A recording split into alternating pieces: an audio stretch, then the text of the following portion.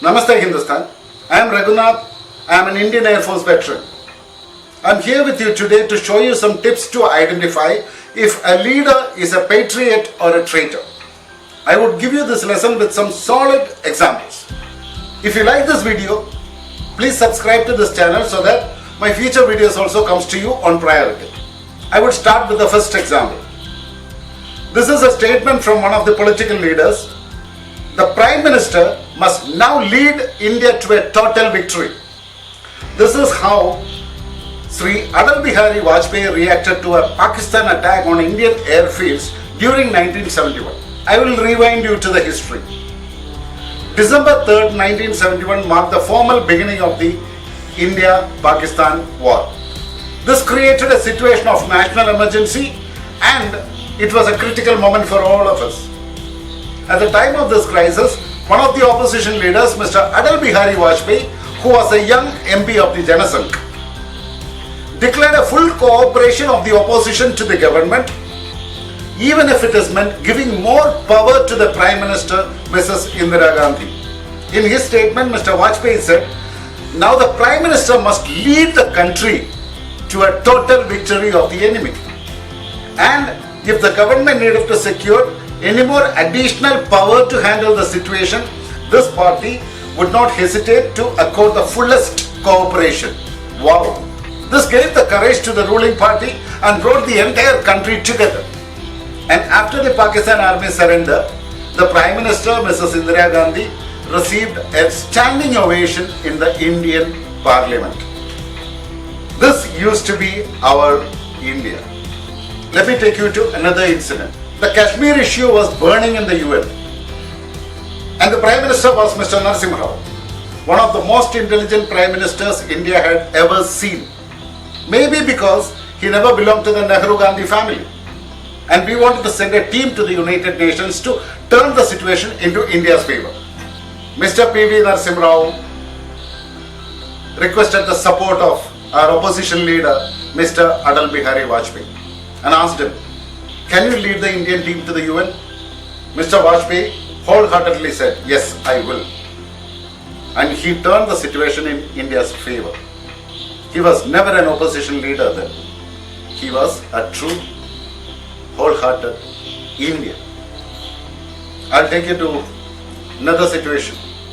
In 1998, India did the second nuclear test in Pokhran. We call it Pokhran 2. After the Pokhran 2, the whole world became against us. And look at this news from India today. Pokhran nuclear test, BJP euphoric, opposition response with stunned confusion. My dear friends, this was not the end. Again from India today, I would read a very interesting part for you. It took party president Sonia Gandhi 10 days and a lot of soul searching to finally come out against the nuclear test. Real strength lies in the restraint, not in the display of Shakti. She told a rally on the 7th anniversary of her husband Rajiv's assassination. Dear friends, now you decide, was it an act of patriotism or behavior of a traitor? When the whole country stood together to celebrate India's one of the greatest achievements, and when the whole world was against us, the opposition leader spoke against it. In 1999, again when Sri Atal Bihari Vajpayee was the Prime Minister of India, we had the Kargil War. And when the war was going on, and when the entire country was in an emergency mode, the opposition leader Sonia Gandhi started shouting, "Call for a meeting of the parliament." She was calling for a meeting of the parliament. Is it possible when the country is on the war? The Prime Minister, Mr. Atal Bihari Vajpayee, suggested and called for an all-party meeting. And Mrs. Sonia Gandhi refused to attend the all-party meeting when it was most required for the country. I would call it's an act of a traitor. Now I would take you to another recent incident. After 2014, with Mr. Narendra Modi as our Prime Minister, Indian Armed Forces did 3 surgical strikes. First one in the Myanmar, second in the POK, and third in the Pakistan itself. How these people reacted, how the opposition reacted, they just repeated the statements of the Pakistan. They put words into the mouth of the Pakistanis to raise in the United Nations. And when the Prime Minister announced the greatest achievements of our armed forces, these guys started asking for the proof. They disrespected the Indian Army, they disrespected the Indian Air Force, and they insulted the Indian military. Without any spelling mistake, I would describe this as an act of a traitor. What about you? I'm going to share a picture with you. This picture was taken in 2008 in China, where you can see Mr. Rahul Gandhi, the then Congress Vice President, signing a memorandum of undertaking with the Chinese people. The agreement is said to have included sharing of secret information, mutual cooperation on the matters including that of the borders, and it was all done in the presence of his mother and the UPA chairperson, Mrs. Sonia Gandhi. Now let us get on to the impact of this anti-national act. The New Indian Express reported why Congress is hiding its MOU with the China's communist. Why has an Indian political party signed an agreement with another country? The Congress must also explain why the Rajiv Gandhi Foundation received crores of rupees as donation from China. On what account? This question was asked by the Honorable Supreme Court of India. How can a party deal with China? And as an Indian, with a lot of distress and shame, let me share with you that all those terms and conditions in that undertaking signed by Mr. Rahul Gandhi is yet not declared. Are they supposed to declare it? And my question is, who is Rahul Gandhi? And he was not even a minister. He was just a member of parliament. And I can only understand the secret deal, the secret agreement, the secret undertaking as an act of a traitor against India. How do you take it? It's your call. And do you know what was the after effect of this agreement? Probably they had to dance on the tunes of the Chinese. They might have done whatever the Chinese asked them to do. This agreement was signed in the year 2008. Between 2009 and 2013, 11 of India's top nuclear scientists were dead. They all died in mysterious circumstances. And for namesake, an inquiry was conducted and nothing was unearthed. Probably these people have made all the evidence to vanish, and even more to their kitty. Look at this news. After flip-flops, Congress confirms Rahul Gandhi met Chinese ambassador. Reading further, Congress Vice President Rahul Gandhi had last week questioned the Prime Minister Narendra Modi over his silence on the current standoff between the Indian and Chinese militaries in Doklam area in the Sikkim sector. But do you know what is the hidden part in that? This incident happened during the Doklam standoff between Indian Army and the Chinese Army. When the whole nation was under tension, when the whole nation was worried, and when the whole nation was praying for our soldiers, Rahul Gandhi was conducting a secret meeting in the Chinese embassy. When this news leaked out, Rahul Gandhi lied. All the congressmen lied. They all said in single voice, no, Rahul Gandhi never went to the Chinese embassy. But this news with photograph was available on the Chinese embassy website. And when people pointed out about it, they have admitted, yes, he had a meeting. So my question here is, when the Doklam standoff was happening, and the Chinese and Indian soldiers was physically handling each other, what this dirty mind was doing in the Chinese embassy? I'm sorry if I used a bad word, but I didn't find any better word for this act of hypocrisy. Shamelessly he tweeted, "It is my job." Who are you? He tweeted, "It is my job to be informed on critical issues. I'm at the Chinese ambassador. Who the hell are you? Are you in the ministry? There are capable people sitting over there to handle all these things." And Mr. Ravi Shankar Prasad responded to it. Rahul Gandhi is asking the Prime Minister to share in public facts about sensitive China border issues. Sensitive China border issues. I think Mr. Gandhi has a parallel information system in place. Did he not meet the Chinese envoy during the Doklam crisis? Denied it initially but accepted it after public outcry? My dear friends, please wake up. Distinguish between the Patriots and the Traitors. A person's inner characteristics and attitudes are measured by their acts. And take these acts as an evidence. And please decide on the place where they deserve to be. It's another report on the Hindustan Times. What these people had done to India in 10 years' time. India's defense preparedness has hit rock bottom under Mr. A.K. Antony. Who was A.K. Antony? He was the defense minister. Whom he was reporting to? He was reporting to the Prime Minister, Mr. Manmohan Singh. And whom Mr. Manmohan Singh was reporting? He was reporting to the artificially created new post of UPA chairperson, Mrs. Sonia Gandhi.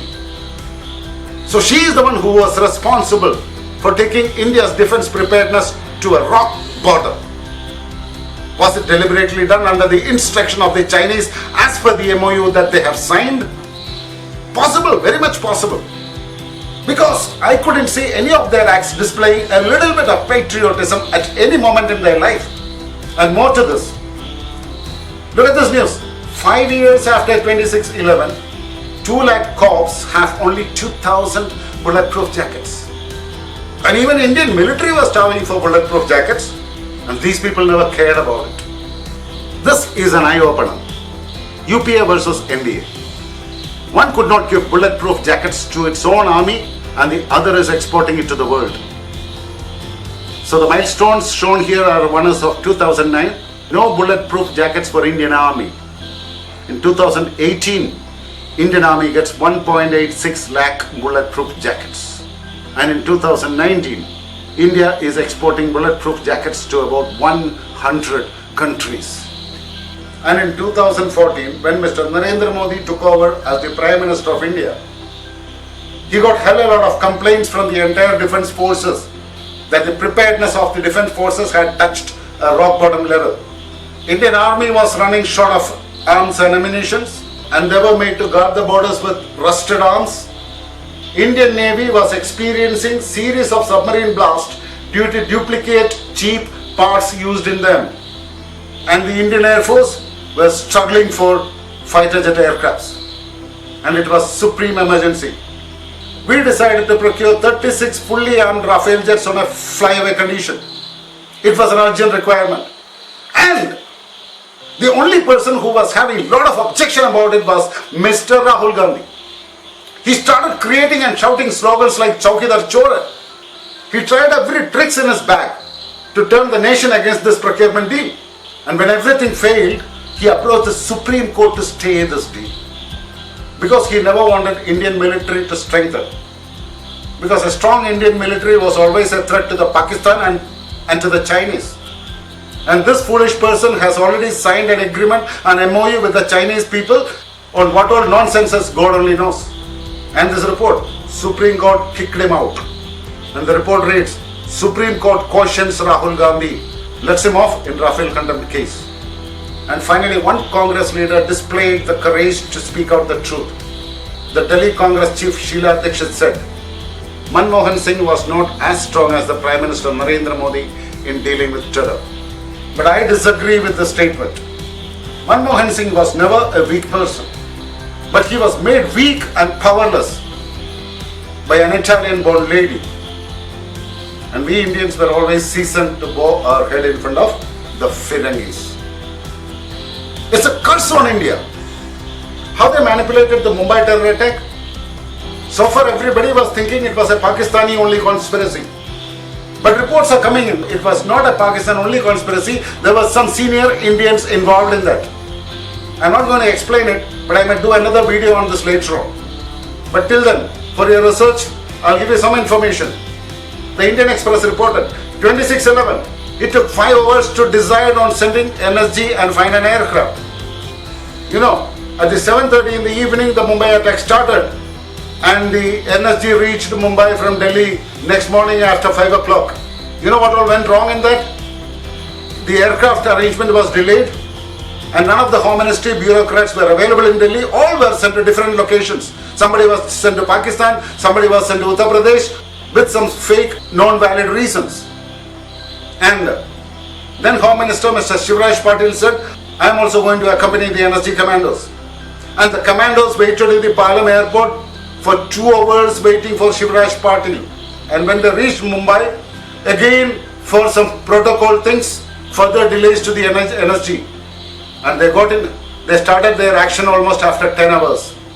And within that time, the terrorists killed so many of the people. And if you want to know further about this, please go to the YouTube. Check both these two videos by Mr. RVS Mani. RVS Mani was holding a senior position in the Ministry of Home, and he has narrated the entire story of the conspiracy, and that includes how they conspired to keep all the bureaucrats away from Delhi. And please watch it. He has explained everything in detail about the conspiracy, including unskinning some of the top people in the Indian politics. It's a must watch. Ladies and gentlemen, this is a word of caution, this is a word of warning for all of us. I am not afraid of the enemies outside, but to be honest with you, I am afraid of the enemies inside the country, conspiring with the external agencies to destroy this country. I would definitely come back to you to open up more conspiracies, because it's a responsibility of each and every one of us to save Mother India. Jai Hind and Namaskaram to all of you.